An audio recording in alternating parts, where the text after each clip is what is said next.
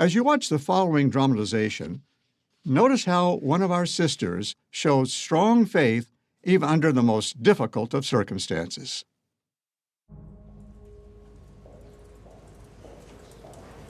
I was taken from my home, my husband, and my spiritual family. I was imprisoned for my faith.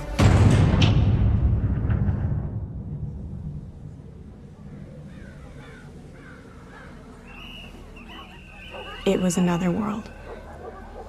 It wasn't easy staying strong.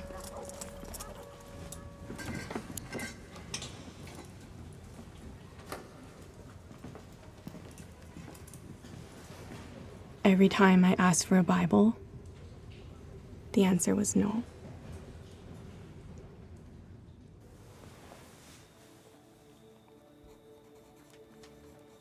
But God's word was already in my heart. So I did what I loved the most. I talked about God's kingdom. Many of those I preached to seemed cold at first.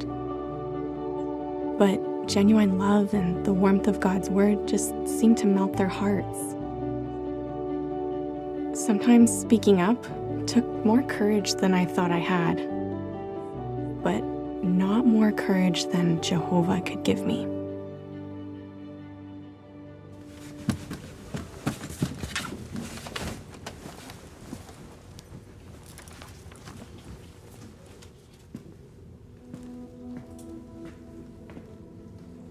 It was hard to look beyond the locks and uniforms. But God's will is that all sorts of people learn about Him. So, I spoke about my God, Jehovah.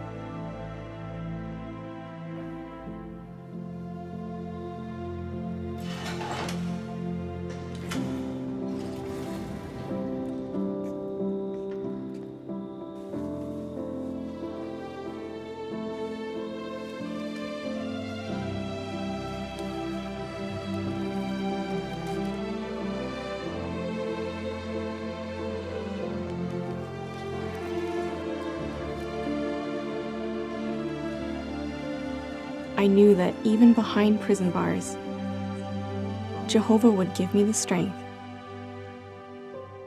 to help others. Again, we're watching Imitate Women of Strong Faith, the Captive Israelite Girl. This is a symposium item being given by Harold Corkin, and we've just been treated to a very odd dramatization showing what I can only assume is supposed to be a Jehovah's Witness woman in jail in the future, perhaps in a dystopian United States. I mean, those uniforms look suspiciously American. And by the way, this isn't the only dramatization in this session that will show events in the future. I can't be sure because nowhere are they explicit, but I think this is supposed to be preparing Jehovah's Witnesses for what awaits them in the future.